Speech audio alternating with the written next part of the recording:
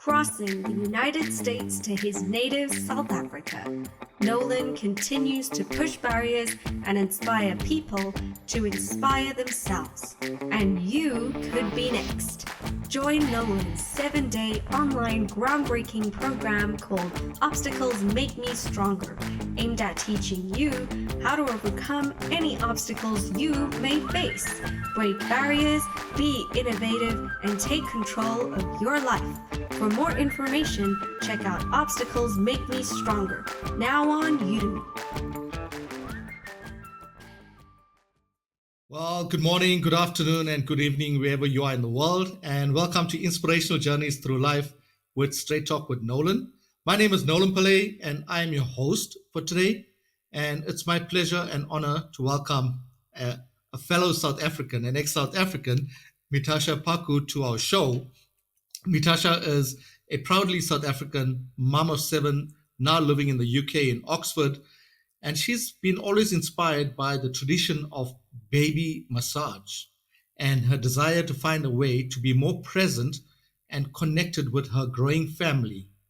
She left her pharmacy career to start a parent and baby wellness business. She also supports women by teaching them useful techniques such as baby massages and baby yoga as well. So that's a first for me. I haven't heard of baby yoga, but maybe it's a mom thing, right? So that's why dads are not so involved. She also provides community and a welcoming space for moms and moms-to-be. Her passion for supporting moms and babies has led her to launch her motherhood mentorship coaching program, which we're going to learn more about today. And this aims to empower women to reach their full potential, resulting in happier families as well. Mitasha, welcome to our show, Inspirational Journeys Through Life. We look forward to talking today. Hello, Nolan. Thank you for having me. It's a pleasure, and it's always good to interview an ex-South African. So tell us a bit about you. You left South Africa. Tell us how long ago, where were you from in South Africa, and how's life like living in the UK? What do you miss about home, most importantly? Okay, I grew up on the north coast of KZN in a town called Darnell. I was raised by 2 hardworking and loving and supportive parents. My brothers and I were lucky to have the support of both sets of grandparents, uncles and aunts growing up. So that's what I envisioned my life would be.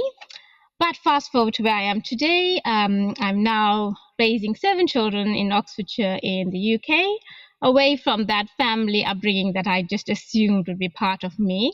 So my husband and I became parents in our early 20s, just straight out of uni. So the opportunity to come to England came up, and as you know, when you're a parent, then you make sacrifices for the well-being of your children. So we thought that was a good move for the children. So yeah, we've been here almost 17 years now, and it has its positives. But again, we don't have any family here. It's just us and the kids. So I do miss family and culture and the weather, obviously. Yeah. Has to be the weather, right? Yeah, has to be the weather. Now, I've been to the UK a few times as well, and I think the one thing that puts me off the UK is the weather. It's summer now, so my kids are at the park. It's sunny, but there is threat of rain. So hopefully the rain keeps away for the rest of this interview, and then it can rain. Oh, that's awesome. I must tell you one thing, though. I think leaving South Africa has been one of the biggest or best decisions you've ever made. I'm sure you follow the happenings in the country at the moment, and the country, in simple terms, is in a mess.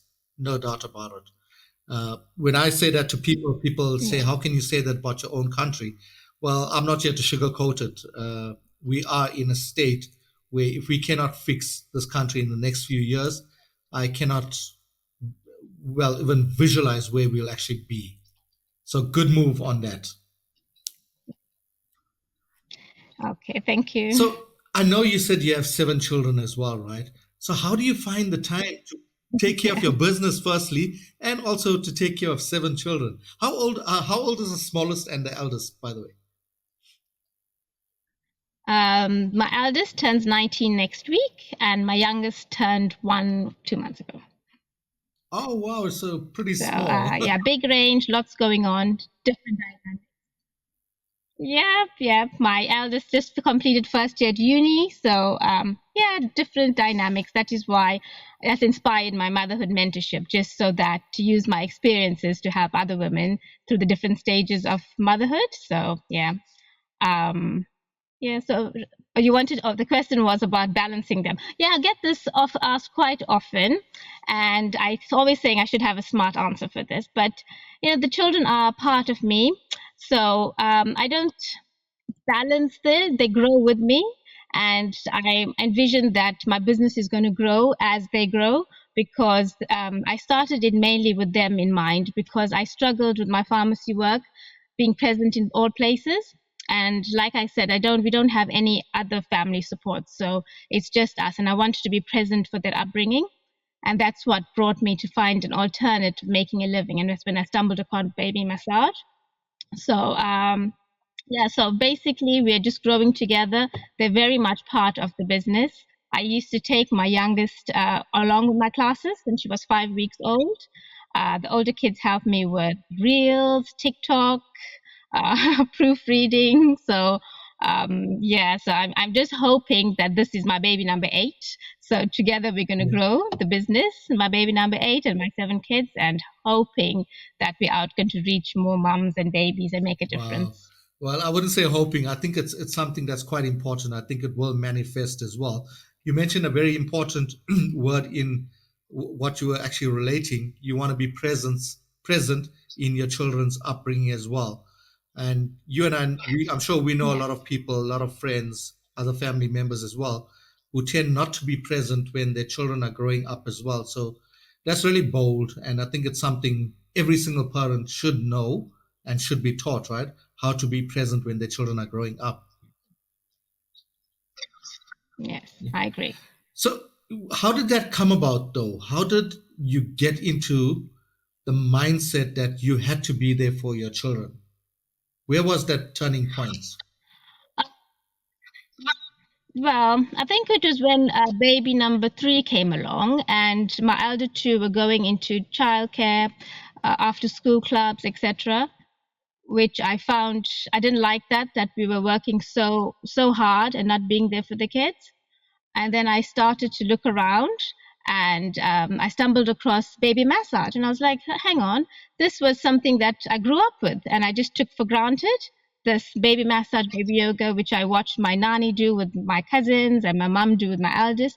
And then I started looking into it, and the scientist in me looked at all the science behind it, and it was just mind blowing that this ancient Indian tradition had so many benefits, not just for babies, but for mummies as Hmm. well.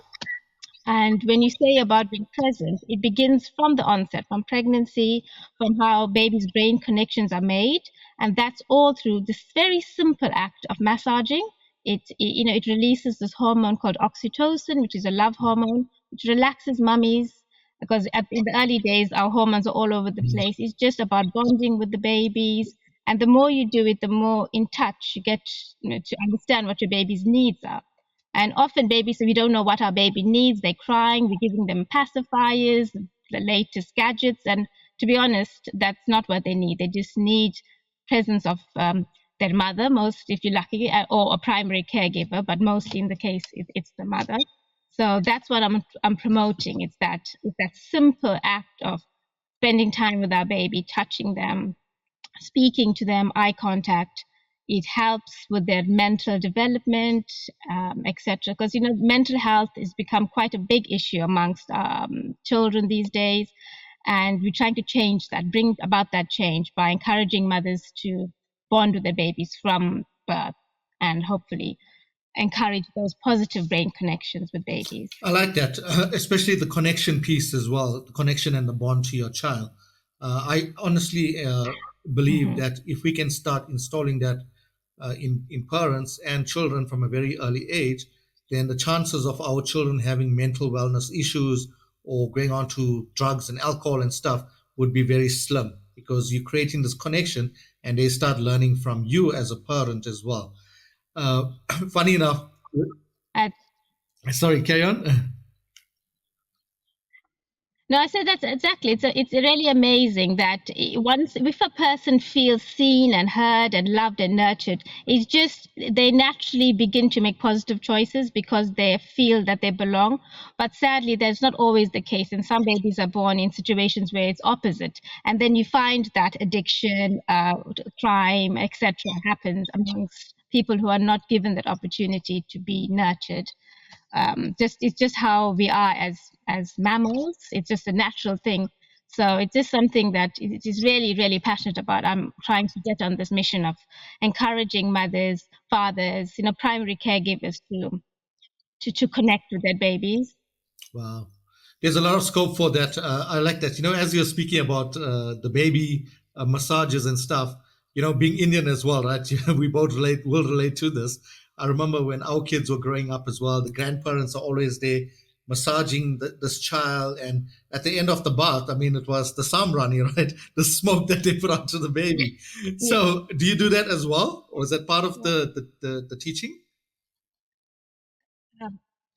The massage, but not so much about the smoking because England is quite big on health and safety. They would have some regulation about that. But traditionally, I have done it with my children because it was part of our culture. But yeah, so the massage part, it is centuries old. It's actually centuries old, and it's so commonly practiced. And it's sometimes we feel we want to be modern and think that's old fashioned and old school. I must admit, I used to think like that in my youth, but it's not really that we can there's a lot to learn from our culture, so we mustn't try to become more western and try to get brainwashed by social media, etc. Going down back to our roots is important because there is science, there is lots of case studies now that give you evidence. If you're not just going by culture, if you want the evidence, it's there as well. Premature babies have benefited massively by having massage. Who would have thought? Something that our foremothers did without thinking much, but now there is encouraged in hospitals, etc., to do it. So I'm not sure if it is the movement is as big as in South Africa, but it's taking over the UK. Australia is catching up, but yes, I'd like it to spread to South Africa and and go beyond. Oh wow, that's awesome. So to the listeners out there, so Mitasha is, am I pronouncing your name correctly, right? Mitasha. Yes, So, yes, so, yes, so yeah.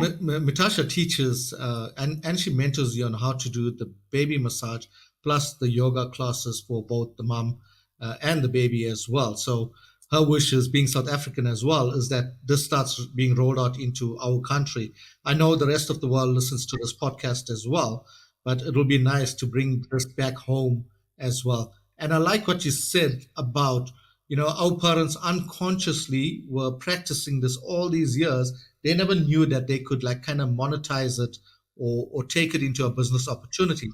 But the fact that you've now realized that our parents used to do this, and yes, there's an opportunity to make money as well, which makes it into a business Yeah. opportunity, right? Not only for you, for many other people out there as well.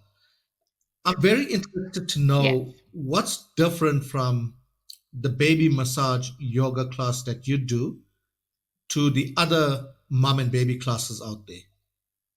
What's the about Well, yours? we're spoiled for choice with baby classes. So if you live maybe in Cape Town, Johannesburg, in the more affluent areas, you have lots of messy play, tummy time, etc. There's lots of different classes.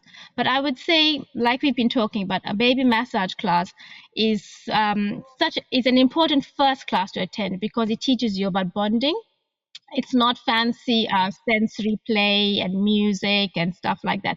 All you need is some oil, love, connection, just you and your baby. So that's what is different is about it. It's very simple. You don't need anything. You don't even need money to go out to a class. You can just learn this skill, and it takes you throughout. I use it on my toddlers when as they have growing pains, as they get older. So it's something that it's like a parenting skill to learn. It's not just a class where you're going to go attend, sing some songs, and leave do some painting. It's a skill, and that's what makes it different from just any of the other classes that's out there. And is there any risk when you're massaging a baby, or is there a certain way that you need to do it in? Well, there is, yes, obviously, because babies are Yeah. quite delicate, and their skull is quite sensitive. So it's advisable to look up a course. But there's lots of literature out there, YouTube videos. It's always nice to have a certified baby massage instructor to demonstrate for you, because mainly because of the spine, how to be gentle around the spine, the skull. With regards to, we use organic sunflower oil. So a lot of people would say olive oil. Coconut oil is quite close as well. These two oils, sunflower oil is recently found to have less likely to have side effects or reaction. And people, new moms get carried away by fancy products, pretty smelling Johnson and Johnson products and stuff like that. But it's nice. But in the early days, babies connect to their mother's smell. So sunflower oil has no smell. So we don't want to confuse babies with this pretty perfume Yeah. smell. It's not what they're looking for. For them to be comforted, they need to smell their mothers. And that's why we encourage an oil that does not have a scent. And sunflower is food based, so if they get it in their mouth, it's okay. It's not going to cause any reaction. Wow. And you're right about the perfume as well. If it's a really strong perfume that the mother is using and the baby like kind of inhales that, it could be dangerous as well because their nostrils are so sensitive at that age. So just breathing in that strong perfume smell could cause some harm as well, right? Yes, baby senses are developing. They're very young. Everything is, so new to them. If you think from a baby's perspective, everything is new. So loud noises, bright lights, etc. So we have to be conscious about Yeah, that. absolutely. And tell me a bit about the yoga then. How do you do yoga with the babies or is the yoga for the moms? So the baby yoga is stretches. So it complements. It's quite similar to the ones our grandmothers did. It's just the massage is the rubbing, and the yoga is like when you bend the legs or you crisscross the arms or lift the arms up. So it's based on a type of yoga called hatha yoga, which is about balancing mind and body. So, in the first 1,000 or so days of a baby's life, 80% of brain development happens. So, they're learning about where their limbs are, how to raise their arms, how to stretch out from their fetal position. So, that's what we're helping with them. So, that's the term baby yoga has come from, but it's just gentle stretches on baby's body. In my classes, I incorporate a little bit of stretches for mummies, but I'm not an adult yoga teacher. So it's just mainly based on demonstrating for the Oh, babies. wow. I like that. That's awesome. And I'm going to ask you a funny question now, right? Because I know you're focusing a lot on the moms. What about the dads? Have you ever thought about getting dads involved in this as well? I'm sure, with parenting today, there's a I, lot of single I parents, right? Single dad parents out there. Oh, dads are very, I mean, I had a very hands-on dad, and they have their, they quite, I encourage, so once a month I do a dad workshop where dads come along, just mainly because just the way it is society, the mums are mostly going to classes. But I do have classes for dads. In the early days, to be the way nature made us, babies are more likely to be bonding with their mothers. But as they move along from what I call the fourth trimester, and then dads, it's a bonding session for dads as well. I mean, it's amazing things too. So I encourage the moms to teach dads, but as my focus is more on the maternal and women part of it, I do keep it a little bit separate so that because we talk about breastfeeding and childbirth, etc. in my classes. But dads, I encourage, and I run a once a monthly dad workshop for dads to come along and experience baby massage with their Well, as a babies. dad, thank you for considering us as well. We really do appreciate it. And to all the dads that are listening, I know. My dad was very hands-on, and he was with me because like in South Africa, you guys don't get as much maternity leave, so my mom had to go to work quite early on. So my dad had worked shift work because he worked at the sugar mill, so he had that opportunity. So a lot of my upbringing was my dad. And so yes, no, I definitely give credit to dad. Wow, I like that. So I've got a lot of friends in the UK as well that listening to the show. I've interviewed a few people in the UK. So if you're in the UK as well, to all my friends out there as well, get in touch with Metasha as well and just get more involved. I'm sure nieces, nephews, Yeah. everybody that's having children, get in touch with her as well. It's quite important because I honestly believe this is something that's lacking in the modern world. We move away from our tradition, our roots, and how our parents grew us up. And I was one. I know my mom always tells us that we like me and my four siblings, we were one of those that she used to do the massage, the crossing of the legs, and the oil baths, and camphor Yeah. and all of that, camphor baths, right? They used to boil this water and thing, and those are really helpful. I mean, if you look at us today, we healthy humans, right? Nothing wrong with us. So Yeah, and I want it to reach to other cultures, other ethnic groups, and because it's not, it's something that we should yeah, share. We should be so eager to please the Western world that we forget about our upbringing, and that's nothing to be ashamed of. And the way society is now, we're moving away from families being brought up by grandparents, etc. So it's important to create our own community. And fortunately, we can do these things online these days. So it's just a matter of getting the word out there, connecting, seeking, because a lot of mums to on your own, it's quite a big yeah. task. That's the other part of my motherhood mentorship. We're carrying a lot with us, wearing so many hats, like me right now having this interview. I've just picked up my kids from school and they're off at a party. I'm multitasking all the time, and it can become overwhelming. And it's easy to get into depression, into being a stressful mom, and being that shouty mom. And nobody wants to be that shouty mom. You want to enjoy your children. So that's the mentorship program. It's trying to bring you away from being overwhelmed and stressed, and being empowered, knowing what tools are in place to enjoy it. Because time goes by so quickly, they grow up, so there's no point being stressed about messy houses, toys, and stuff like that. It doesn't matter in the long run, in my opinion.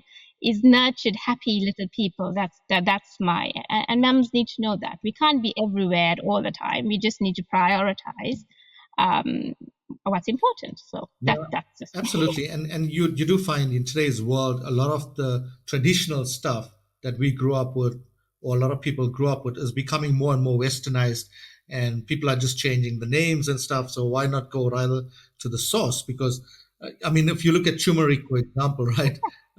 We've been using it for centuries and centuries, but now it's so westernized that people use it, make it into a powder, and they add it into other stuff, and they kind of kill it in a way, right? Because we know turmeric has certain stuff in it that can help people, but the way it's been done now is it's just like added additives somewhere else, and kind of it becomes an unhealthy way for people. yes, yeah, that's So, true. we're talking about. You mentioned that your family is not with you in the UK. Most of your family is still in South Africa. Is it challenging raising your children away Hmm. from that family support? Because you come from an Indian background, I come from an Indian background, and many other races out there as well have close knit families, right? And the moment they move away, it's not so Yeah. easy raising seven children away from family support. How do you manage this? Is it challenging for you? It has its challenges, because obviously I don't have childcare support. Everything falls on their dad and I. So yes, it does have its challenges.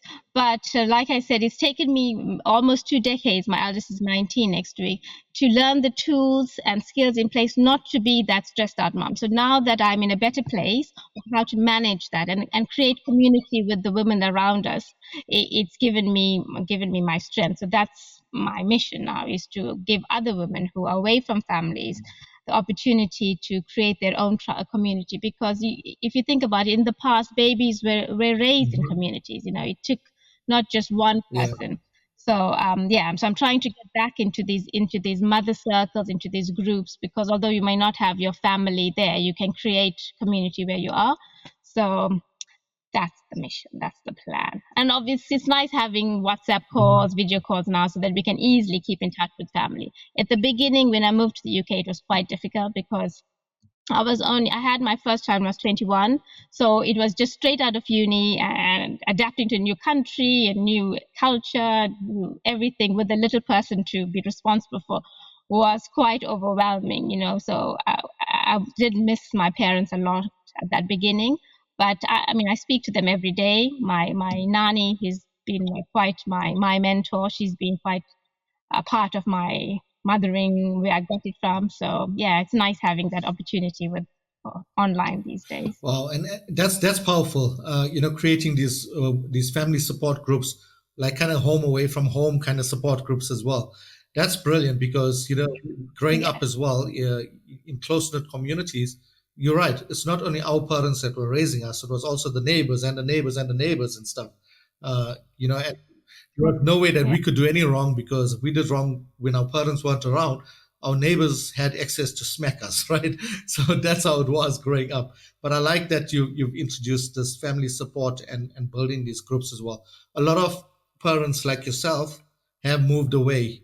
Young parents have moved away, and they're looking for these support groups. They're looking to connect with people who share similar beliefs and can grow their kids together as well. So well done on that. Really powerful. So keep going with it. What advice would you give to other moms out there? Any moms, single moms, any other moms out there?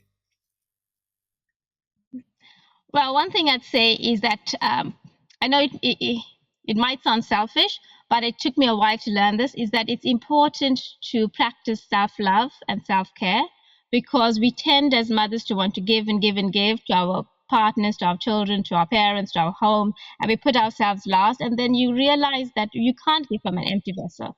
So make time to do things that you love. Don't give up, whether it's straightening your hair just to spend time at home with the baby. If it makes you feel good, do it. Buy yourself a bunch of flowers because it's nice. You know, take care of yourself, because that's what your children are going to be seeing. So they will learn about. It's important. If you can't love yourself, you can't expect other people to treat you well. So be kind to yourself. Take each day as it comes, embrace the journey, because no one's journey is perfect. Every pregnancy, every child is different, and that's okay, and that's life. So just go with the journey, live in the moment, and trust the process. So that's what I've learned. So I'm people often ask me how come I'm so chill. Is that I'm here, I chose to be a mother, I want to enjoy my kids. So obviously there are moments when I lose my patience and stuff like that, but at the end of the day, it's I make a point of that this is part of their journey, part of our journey. We're growing together. Indeed, very powerful, and self love, especially in today's day and age. If people are not practicing out there, they need to learn how to practice self love. To me, it's one of the most important things, one of the most important traits of a human that we should be having currently. And the other one was trust the process as well. Yep. Of course, trust the process. We are going to have Yep. our bad moments, our ups and downs and stuff. It's part of life. We're human, right? We have to go through all of it as Yes. well. Wow, really inspirational. Thank you, Metasha, for sharing so much of valuable information on baby massage and baby yoga as well. You really have inspired me and the listeners out there today as well.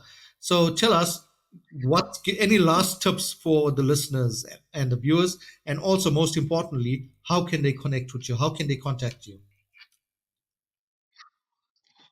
Well, I'm available on social media. So my baby wellness is called the Heart of Mothering, because I believe that nurturing the mother is very important, because when you have a mother that's taken care of, then she's in the position to raise happy children. So that's hence the name, the Heart of Mothering. So I'm on social media there, and I have a website as well, which I'll share with you.